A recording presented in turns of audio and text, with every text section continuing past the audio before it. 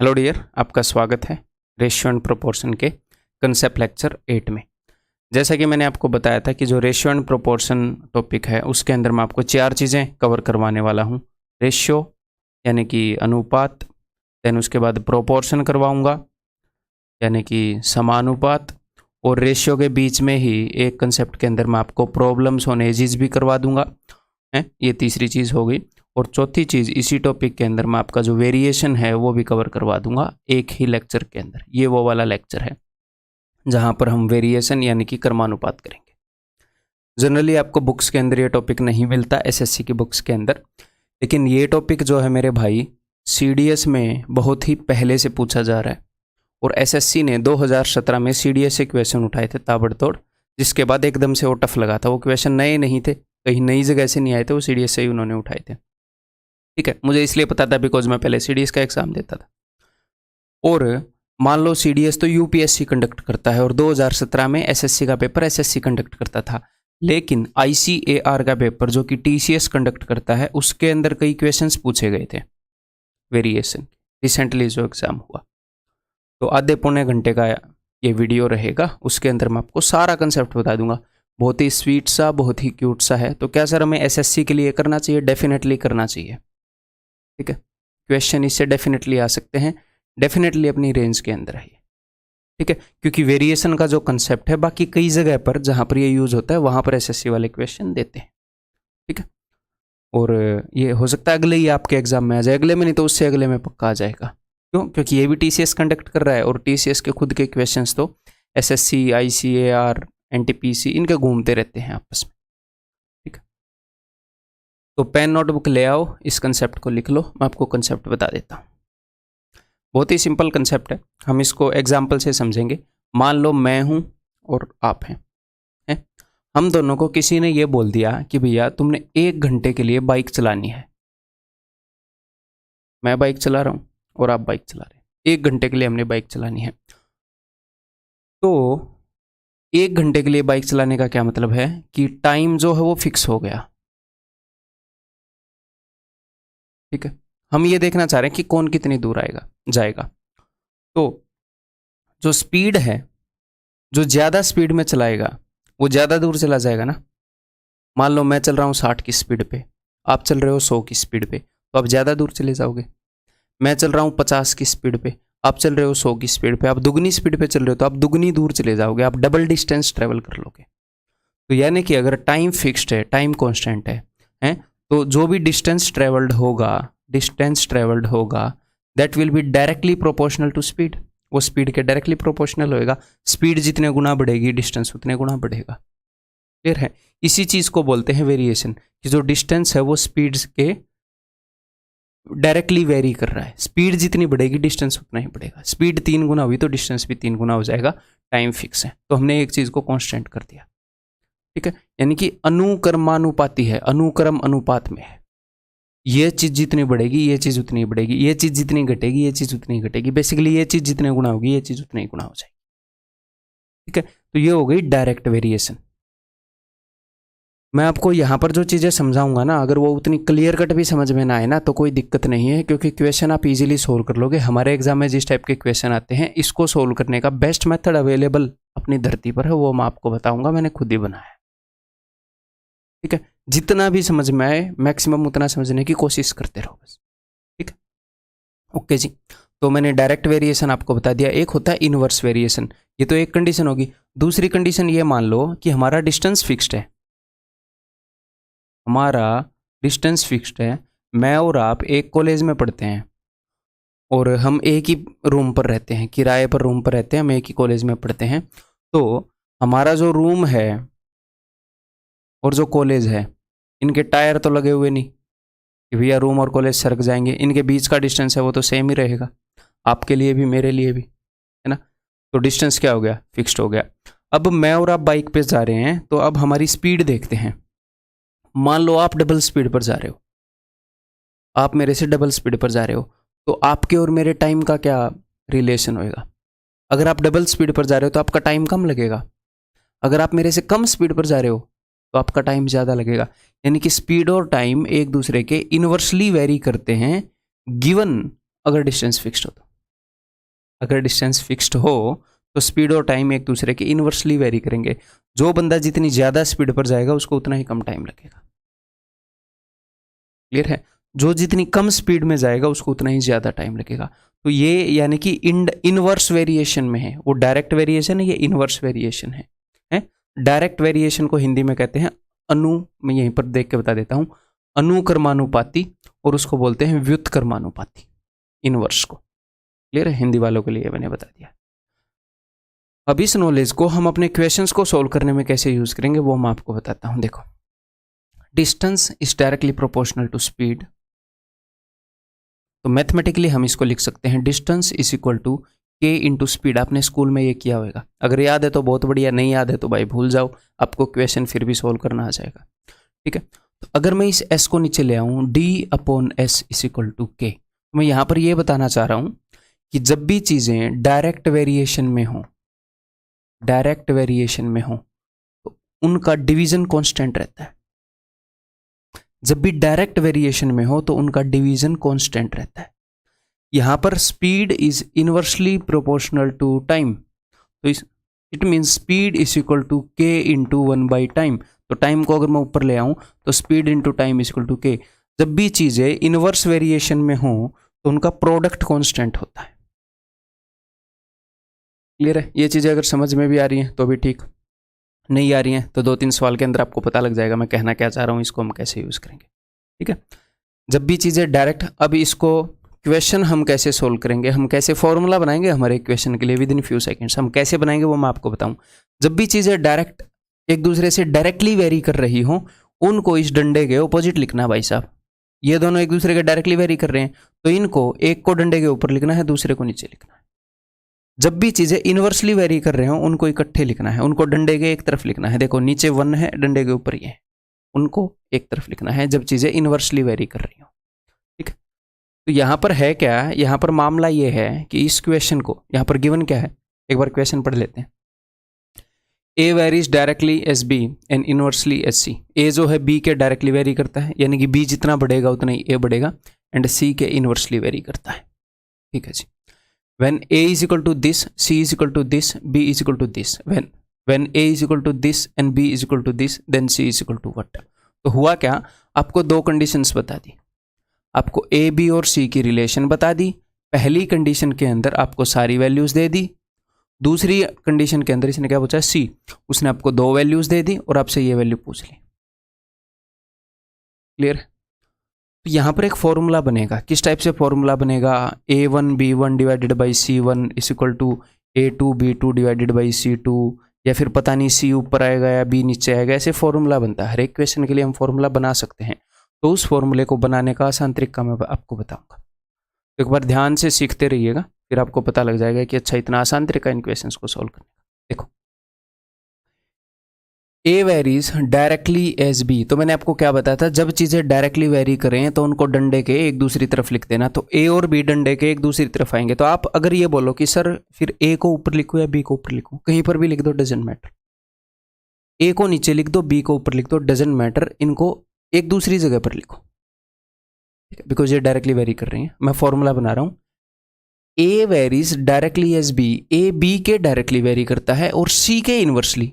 ए के बारे में ही बता रहे हैं, ए बी के डायरेक्टली वेरी करता है और सी के इनवर्सली, ए सी के। अब यहां पर मेन बात यह है कि ए सी के इनवर्सली वेरी करता है, तो जब भी इनवर्सली वेरी करे तो उनको इकट्ठे लिखना है। मैंने बताया था, ए को कहीं पर भी लिख दो लेकिन बी उससे दूसरी तरफ होना चाहिए, सी उसके साथ में होना चाहिए। चाहे आप ऐसे कर दो, डजंट मैटर, इससे भी काम चल जाएगा, उतना ही बढ़िया काम चलेगा। ठीक है, समझ में आ गई बात? क्लियर है? तो जो जो चीज़ें एक दूसरे की इनवर्सली वेरी कर रही हों उनको इकट्ठे लिख दो, जो डायरेक्टली वेरी कर रहे हों उनको दूसरी तरफ लिख दो। तो यहाँ पर ये अपना फॉर्मूला बन गया, यानी कि यहाँ पर एक रिलेशन है। जब उसने हमें ये चीज़ बताई ना, तो एक रिलेशन हम लिख सकते हैं। क्या लिख सकते हैं? हम ये लिख सकते हैं कि A1 into C1 divided by B1 is equal to A2 C2 B2 is equal to A3 C3 B3। इतने भी तक चले जाओ। तो यहाँ पर होगा क्या, एक सिचुएशन में तीनों की वैल्यू दे देगा, एक सिचुएशन में 2 की वैल्यू दे देगा, तीसरे की पूछ लेगा। तो हम इसके बाद ये वाला स्टेप नहीं लिखेंगे, हम डायरेक्टली यहाँ पर कंपेयर करेंगे कि पहले ए क्या था। पहले ए था जी 4/3, तो मैं ऊपर लिख रहा हूँ न्यूमरेटर में, तो 3 तो नीचे आ जाएगा ना, 4/3। ए को मैंने ऊपर लिखा है, सी को भी मैं ऊपर लिख रहा हूँ 9/14, ठीक है। बी को मैं नीचे लिख रहा हूँ 3/7। तो ये जो वैल्यू है ना a into c by b, इसकी वैल्यू कांस्टेंट रहेगी, बस मैं ये कहना चाह रहा हूँ। दूसरी सिचुएशन में भी यही वैल्यू रहेगी इसकी। वहां पर a क्या है, वहां पर a की वैल्यू है, ऊपर लिखना है a को 4√3, ठीक है। और किस चीज की वैल्यू गिवन है, b की, b को तो नीचे लिखना है 30। और किस चीज की वैल्यू गिवन है, निकालनी किसकी है, c की, तो ऊपर c को लिख दो, बस इस c की वैल्यू निकालो, आपका उत्तर आ जाएगा। ये फास्टेस्ट वे है भैया, मोस्ट ईजीएस्ट है, याद रखने में भी आसान है, बिना झंझट वाला है, मतलब आपके भाई ने बनाया है और बहुत ही ज़्यादा एफिशिएंट है, हर एक वे में एफिशिएंट है।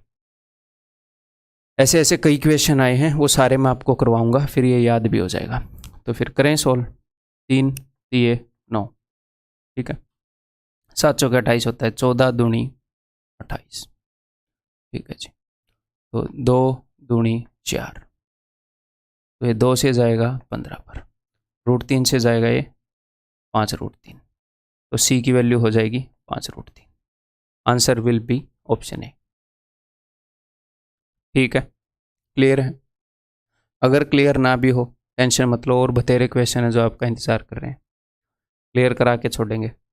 ये बताओ, एक्चुअल एग्जाम का क्वेश्चन है, r varies directly as s and inversely as t. तो सीधा मैं फॉर्मूला बनाऊंगा कि r varies directly, r s के डायरेक्टली वेरी करता है, तो एस को दूसरी जगह लिख दूं, डायरेक्टली है तो भैया दूसरी जगह लिखना पड़ेगा, इनवर्सली है तो पास बिठाएंगे।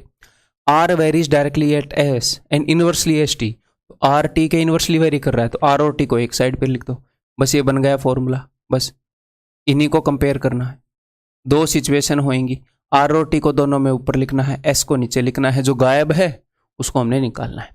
When r is equal to 2/3, तो आर ऊपर है 2/3, t is equal to 5/7, t भी ऊपर है 5/7, s is equal to 4/21, s नीचे है 4/21, बराबर है। दूसरी सिचुएशन में भी ऐसे ही लिख दो, तो मतलब कि फॉर्मूला लिखने की भी जरूरत नहीं है, R1T1 S1 equal to R2T2 S2 ऐसे लिखने की जरूरत नहीं है। फाइंड एस, यानी कि एस हमने निकालना है, एस कहाँ पर है भैया, नीचे है, तो नीचे मैंने एस लिख दिया। When r is equal to 3/4, r जो है 3/4 है वो ऊपर हमने लिखनी है, टी इज इक्वल टू 1/9 वो भी हमने ऊपर लिखना है, बस खत्म। एस की वैल्यू निकाल लो, निकाल देते हैं फिर। 4 से 4 गया, इस 3 से 3 पर जाएगा और ये 3 इसके साथ कट जाएगा, 7 ये 21, तो ये एस अगर उधर ऊपर जाएगा तो 5 से 15 दूनी 30, इधर आ जाएगा 1/30, एस की वैल्यू हो गई भाई साहब ऑप्शन डी 1/30, ठीक है। इतना ही सिंपल है, अगर हम चीज़ों को प्रैक्टिकली देख पाए तो इतना ही सिंपल है। इन क्वेश्चंस को करने के बहुत भयंकर भयंकर मेथड्स मिलेंगे आपको बुक्स के अंदर, किसी भी कोर्स के अंदर, कहीं पर भी। ये देखो, x varies directly as √y, x जो है वो √y के डायरेक्टली वेरी करता है, तो कोई दिक्कत नहीं है। अगर आपको लगे सर यहाँ पर तो रूट आ गया, टेंशन मत लो, जो भी आ गया, ये जो वैल्यू है ये इसके डायरेक्टली वेरी कर रही है, तो यानी कि लिखना इनको ऊपर नीचे है, एक दूसरे से अलग टीम में लिखना है, डायरेक्टली वेरी कर रहे हैं। और कोई वेरिएबल है, और कोई वेरिएबल नहीं है, तो कोई दिक्कत नहीं है। यही अपना फॉर्मूला बन गया, यही फॉर्मूला बन गया कि x1 under root y1 is equal to x2 under root y2, ठीक है। हमें ये लिखने की जरूरत नहीं है, हम यहीं से कर सकते हैं।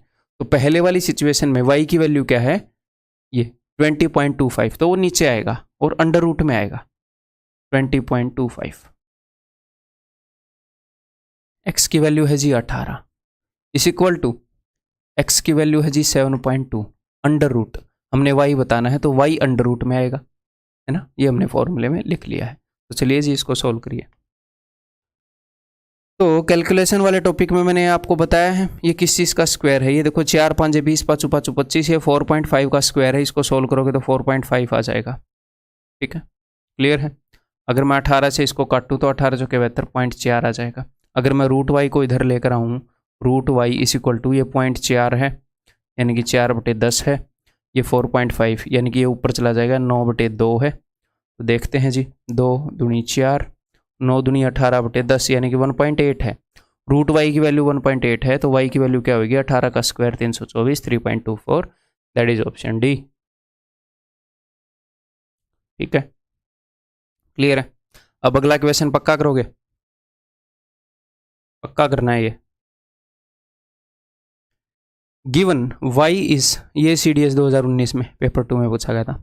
Given y is inversely proportional to root x, तो y इनवर्सली प्रोपोर्शनल है, यानी कि उन चीज़ों को तो इकट्ठा लिखते हैं, y इंटू रूट एक्स। अब की बार ये कांस्टेंट है, तो यानी कि फॉर्मूला क्या है, y1 under root x1 is equal to y2 under root x2। समझ रहे हो, यहाँ पर वो 2 वेरिएबल दे दे, 3 वेरिएबल दे दे, 10 वेरिएबल दे दे, हमें फ़र्क नहीं पड़ता, उनकी रिलेशन के अकॉर्डिंग लिखते रहेंगे, आंसर निकाल देंगे। ठीक है ठीक है। And x is equal to 36, तो x 36 है, तो इसको मैं यहाँ पर लिखूंगा ना अंडर रूट 36, तो 16 हो गए 6 आ जाएगा। टाइम वेस्ट क्यों लिखे, क्यों करें अंडर रूट 36 लिख के। When y is equal to 36, तो y 36 है, इस इक्वल टू दूसरी कंडीशन में क्या बता रखा है, what is the value of x, तो x की पूछी है तो under root x। When the value of y is equal to 54, y की वैल्यू 54 है, y की जगह 54 लिख दिया। ठीक है, तो 6 नी में 54, 9 चौके 36, under root x is equal to 4, therefore x is equal to 16। 2 मत कर देना इसको, चलो ऑप्शन में नहीं है, नहीं तो कई बंदे ऐसी जगह पर ऐसी सिली मिस्टेक मारते हैं, ये अंडर रूट है, इसको उधर फेंक के मारते हैं, उधर भी अंडर रूट ही पहना देते हैं बेचारे को। ठीक है, क्लियर है, ये बताओ।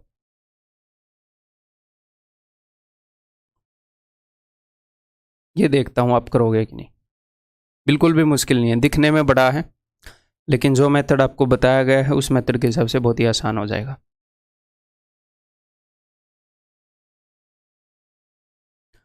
Time period of a pendulum is directly proportional to the square root of the length of the string. जो टाइम पीरियड है वो डायरेक्टली प्रोपोर्शनल है, ठीक है, किसके, square root of the length of the string. तो टाइम पीरियड और जो भी स्ट्रिंग है, पेंडुलम होता है ना, ऐसे ऐसे पेंडुलम होता है, ये ऐसे ऊपर नीचे जाता है, ये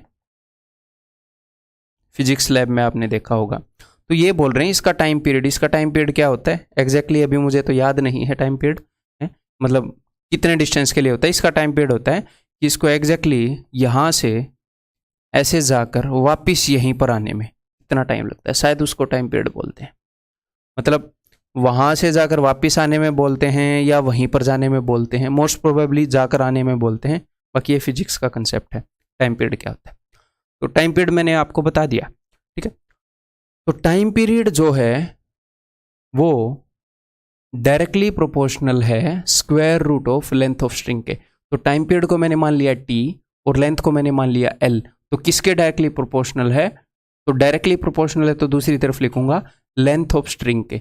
तो t is directly proportional to under root l, length of string को मैंने l मान लिया, तो बना दिया फॉर्मूला। अब आगे देखते हैं।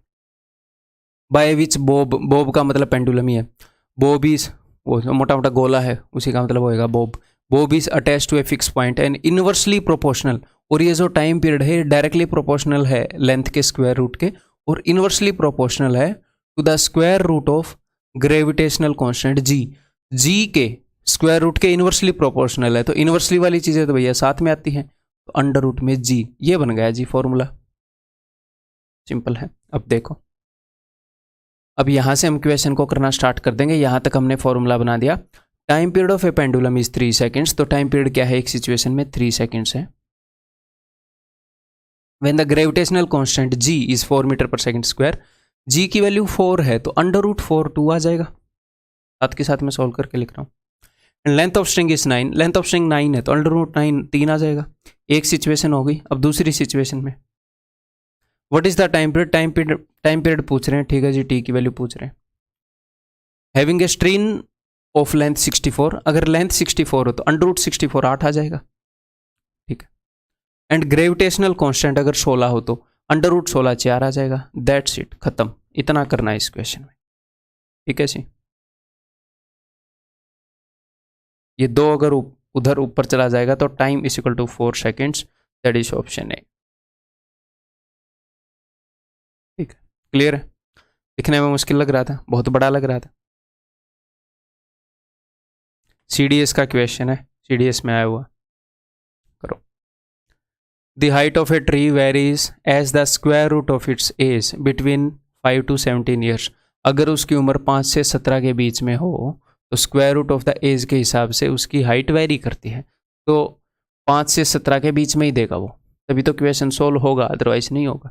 ठीक है, तो वो क्या बोल रहा है, जो हाइट है वो वेरी करती है, वेरीज एज। अब सर यहाँ पर ना तो डायरेक्टली बताया और ना इन्वर्सली बताया, तो इसका मतलब डायरेक्टली ही है कि जैसे जैसे उसकी एज का स्क्वायर रूट वेरी करता है ऐसे ऐसे ये वेरी करती है, यानी कि डायरेक्टली वेरी कर रही है। ठीक है, अगर नहीं बताया तो हाइट जो है वो उसकी एज के स्क्वायर रूट के डायरेक्टली वेरी करती है, तो एज का स्क्वायर रूट और हाइट अलग अलग जगह पर आएंगे। क्लियर है? बस ये फॉर्मूला बन गया है।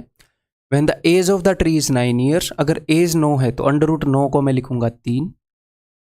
इट्स हाइट इज 4 फीट, इसकी हाइट 4 फीट है। अब दूसरी जगह पर क्या होगा, what will be the height of the tree, कि एच की वैल्यू क्या होगी at the age of 16 years, अगर एज 16 ईयर्स हो तो अंडर रूट 16 यानी कि 4। ठीक है, तो हाइट की वैल्यू हो जाएगी भाई 16/3 यानी कि 5 1/3 फिट। तो 1 फुट के अंदर 12 इंच होते हैं, तो 5 फीट 1/3 इंटू 12 और 4 इंच। ठीक है, 5 फुट 4 इंच। ठीक है, क्लियर है? ये बताओ, दिखने में बहुत ही भयंकर पढ़ोगे तो हो सकता है आपको डर भी लगे, लेकिन इतने ही स्पीड से निपटा देंगे इस क्वेश्चन को जैसे पिछले क्वेश्चन निपटाए। आपको मेथड्स, बेस्ट मेथड्स मिल रहे हैं यहाँ पर हर एक चीज के। ठीक है, कहीं पर अवेलेबल ही नहीं है इन सारे मेथड्स का कॉम्बिनेशन। कोई मेथड कहीं पर हो, कोई मेथड कहीं पर हो, और कई मेथड है जो कहीं पर भी नहीं है क्योंकि वो मैंने बनाए हो, कहाँ पर कैसे होंगे। ठीक है,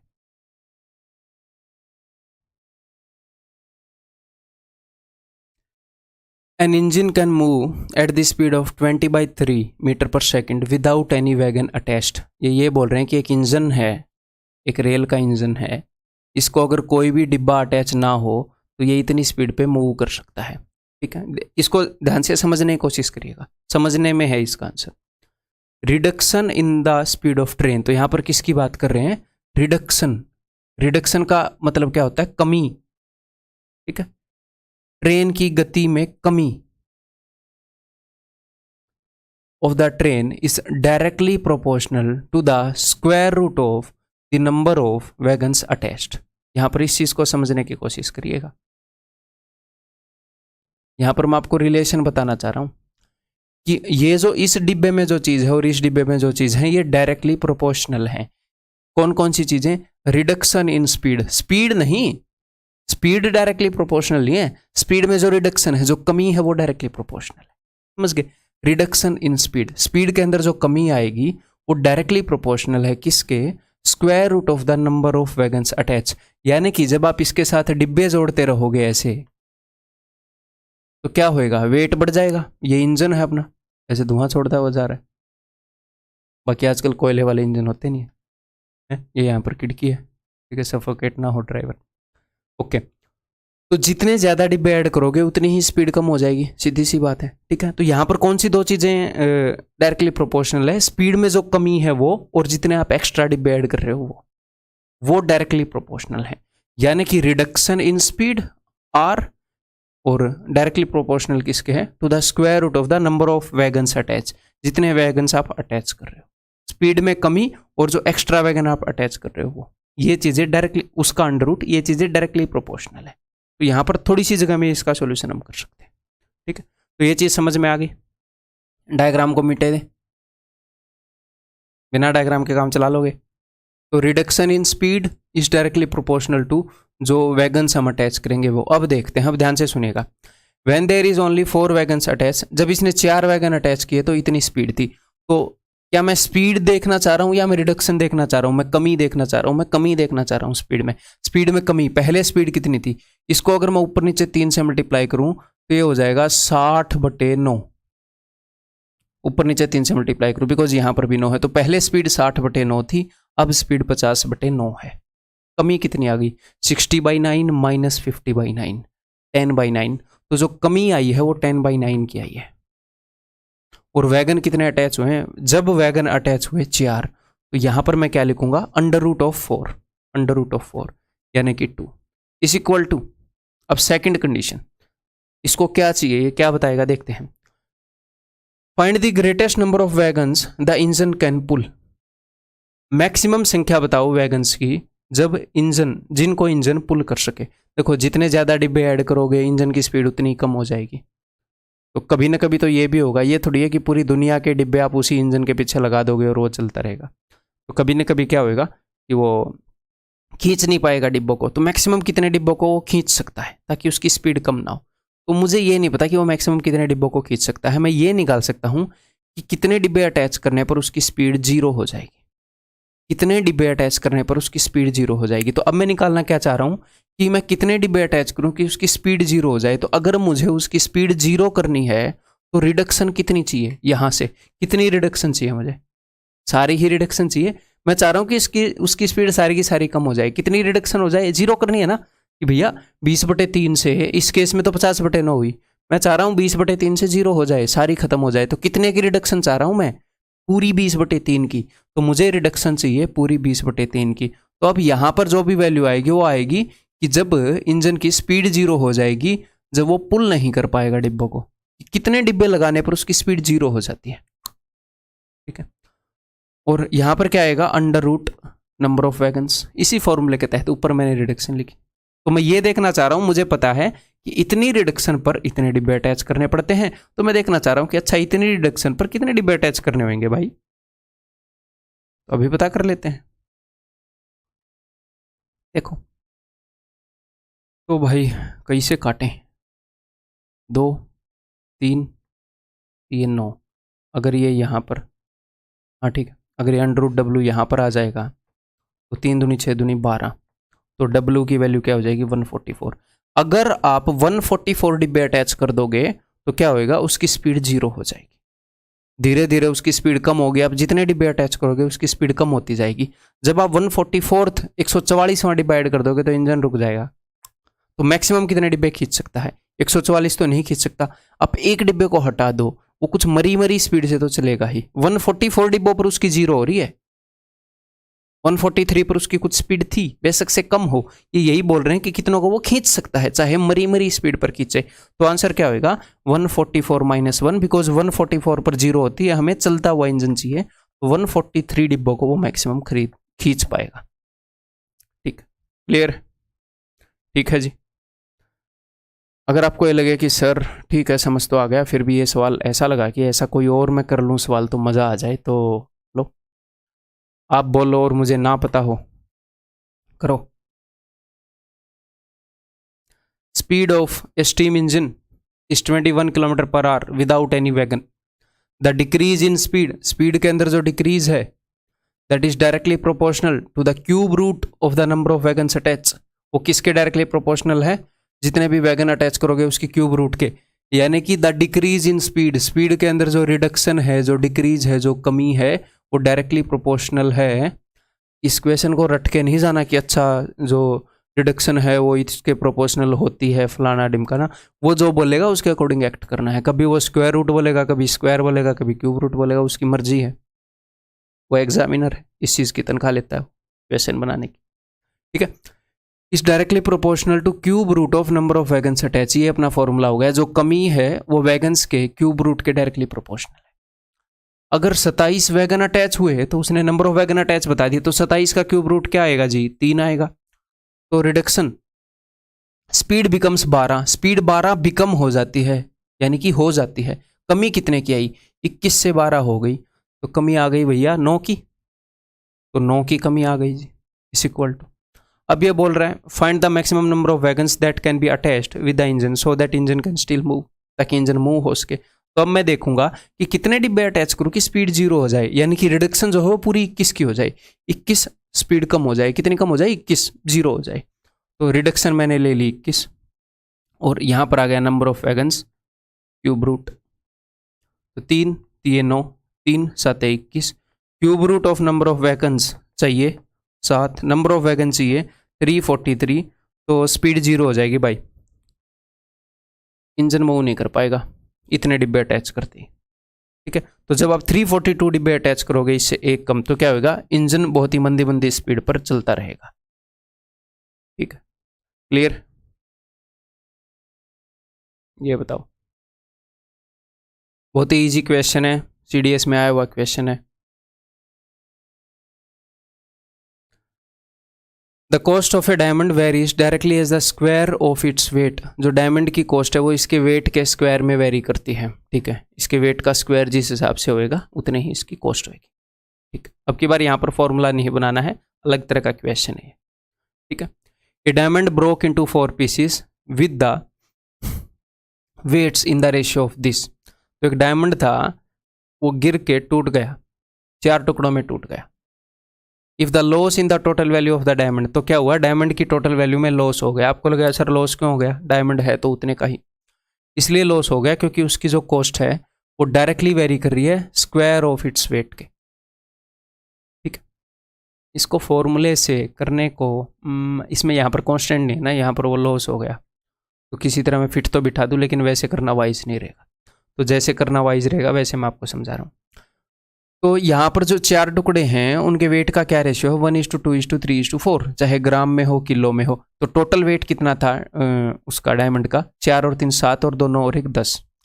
तो पहले डायमंड का जो टोटल वेट था वो था 10 यूनिट। तो उसकी कॉस्ट क्या थी, इसके वेट के स्क्वायर के हिसाब से वेरी करती है। तो इसकी जो कॉस्ट है वो मैंने 100 यूनिट मान ली। उसका वेट 10 था तो उसकी कॉस्ट कितनी थी, 100 यूनिट। उसके स्क्वायर के हिसाब से वेरी करती है। यहाँ पर 4 टुकड़े हैं तो चारों टुकड़ों की कॉस्ट देखते हैं। इसकी कॉस्ट कितनी आएगी जी, इसके वेट के स्क्वायर के हिसाब से वेरी करती है। तो 1 का स्क्वायर 1, इस टुकड़े की कॉस्ट 1, इस टुकड़े की कॉस्ट 2 का स्क्वायर 4, इस टुकड़े की कॉस्ट 9, इस टुकड़े की कॉस्ट 16। तो ये देखो ये इनका वेट है ना, वेट हालांकि टोटल इन सब का सेम है। तो अब देखना आप इनको कैसे नुकसान होएगा, क्योंकि इनके वेट के स्क्वायर के हिसाब से वेरी करती है। कोई गड़बड़ हमने की नहीं, सारे सभी का स्क्वायर क्या है, 16 और 4 20, 9 और 1 10, तो 20 और 10 30। तो टोटल 30 यूनिट हो गई जी इन सारे टुकड़ों की कीमत मिला के। जब डायमंड इकट्ठा था, जितना बड़ा हीरा है उतना ही बेशकीमती होता है, ठीक है। जब डायमंड बड़ा था तो उसकी कीमत 100 यूनिट थी, अब 30 यूनिट है। तो कितनी कम हो गई जी, 70 यूनिट कम हो गई। और ये भाई साहब क्या बोल रहे हैं, ये बोल रहे हैं कि 70,000 कम हो गई। तो हमने जो सिचुएशन क्रिएट की है उससे 1000 गुना है इनकी सिचुएशन, ठीक है। तो एक्चुअल में प्राइस क्या था, 100 यूनिट था, यानी कि 100,000 यानी कि 1 लाख रुपए, ठीक है। क्लियर है, बहुत ही आसान क्वेश्चन। इसको थोड़ा सा एक स्टेज आगे मैं लेकर जाना चाहूँगा। ये बताओ अब, बिकॉज आप उसको समझ गए हैं अच्छे से, इस टाइप से वो क्वेश्चंस होंगे। एक स्टेप आगे मैं ले आया हूँ। The cost of a diamond varies directly with square of its weight. Diamond is broken into 3 parts whose weight are in this ratio. 3 टुकड़ों में टूट गया। अब इसके बाद इमेजिनरी सिचुएशन स्टार्ट हो रही है। If diamond had been broken, देखो सबसे पहली बात तो डायमंड को यहाँ पर भी लॉस हुआ होगा, है ना। जैसे ही डायमंड टूटेगा, आपने पिछले क्वेश्चन में देखा, उसको लॉस होगा। उसको कितना लॉस होगा ये डिपेंड करता है कि वो किस रेशियो में टूट गया है, ठीक है। If the diamond had been broken into 3 parts whose weight are in this ratio, अगर डायमंड उन 3 टुकड़ों में टूटता जिनके वेट का रेशियो ये है, then there would have been a profit of this much rupees.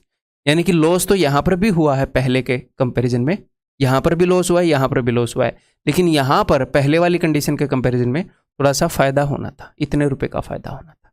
यहाँ पर रेट ज़्यादा है, ठीक है। तो सबसे पहले हम क्या करेंगे बताओ, सबसे पहले इनके वेट को सेम नहीं करेंगे क्या, क्योंकि सेम डायमंड है जो ऐसे यहाँ पर इस रेशियो में टूटा है और सेम डायमंड है जो इस रेशियो में टूटा है। यहाँ पर रेशियो के हिसाब से अगर मैं देखूँ 5 और 4 9 और 3 12 यूनिट वेट है टोटल डायमंड का, और यहाँ पर 9 और 2 11 और 5 16 है। तो क्यों ना मैं ऊपर वालों को 4 गुना कर दूँ 12 चौके 48 और नीचे वालों को 3 गुना कर दूँ 16 3 48, ताकि डायमंड का वेट तो सेम हो कम से कम। पहले डायमंड का वेट तो सेम करना पड़ेगा, सेम ही डायमंड ऐसे टूटा है ना, कि अगर वही डायमंड ऐसे टूटता तो ऐसे होता, तो पहले वेट सेम करना पड़ेगा। तो ऊपर वाले रेशियोज को मैं 4 गुना कर रहा हूँ, 4 3 12, 4 चौके 16, 4 5 20, नीचे वाले को 3 गुना कर रहा हूँ, 3 9 27, 3 5 15, 3 दूनी 6। अब आप क्या कर सकते हो, अब आप इनको आपस में यूज कर सकते हो कैसे भी, अब कोई दिक्कत नहीं। हमने टोटल वेट सेम कर लिया, और टोटल वेट कितना हमने कर लिया है, टोटल वेट हमने कर लिया है जी इन सब का सम 48, अभी अभी किया है 48 यूनिट। तो पहले कॉस्ट कितनी थी, पहले जो कॉस्ट थी वो थी 48 का स्क्वायर, क्लियर है। पहले जो कॉस्ट थी वो थी 48 का स्क्वायर। यहां पर जो कॉस्ट रही होगी, यहां पर कितनी कॉस्ट रही होगी, 12 का स्क्वायर 144, 16 का स्क्वायर 256, 20 का स्क्वायर 400, तो 256 और 144 300 400 800। ठीक है, यहाँ पर इनका मैंने स्क्वायर जोड़ा है, इनके स्क्वायर के डायरेक्टली वेरी करती है ना वो, तो यहाँ पर जो कॉस्ट है डायमंड की वो 800 यूनिट निकल कर आ रही है। यहाँ पर देखो कितनी ज़्यादा यूनिट निकल कर आ रही है, 48 × 48, जरूरत पड़ी तो निकाल लेंगे। ठीक है, यहाँ पर कितनी निकल के आ रही है, 27 का स्क्वायर 729, 15 का स्क्वायर 225, 6 का स्क्वायर 36। ठीक है जी, 9 और 6 15 और 5 20, 2 3 और 2 5, 2 7 और 2 9, 7 और 2 11, 1190 यहाँ पर कॉस्ट निकल कर आ रही है। तो इनमें फ़र्क कितने का है भाई, इन दोनों में फ़र्क है 390 का, 390 यूनिट का। ठीक है, तो 390 की ये वैल्यू दे रखी है। What is the actual cost, actual cost है 48 का स्क्वायर, 390 यूनिट की वैल्यू दे रखी है, 48 के स्क्वायर की वैल्यू निकालनी है, तो अभी निकाल लेते हैं। क्या ही दिक्कत है, बताओ क्या दिक्कत है आपको।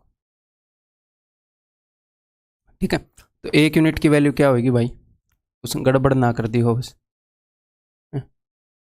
39 13 से वो कट नहीं रहा, 13 से ये नहीं कट रहा, वो भी नहीं कटेगा, फिर कैसे ऐसे आंसर आ जाएगा, क्या गड़बड़ किया मैंने।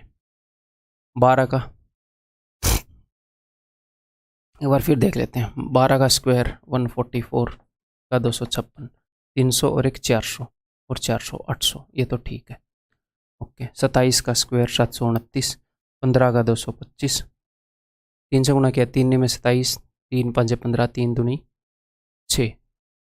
हाँ ये भी ठीक है, उसको 4 से किया, 4 5 20, 4 चौके 16, 4 3 12, ठीक है। और ये 36, 6 और 5 11 और 9 20, 2 7 और 2 9, 7 और 2 9, 990। क्या हो गया था तब मेरे को, कभी कभी माता आ जाती है मेरे में।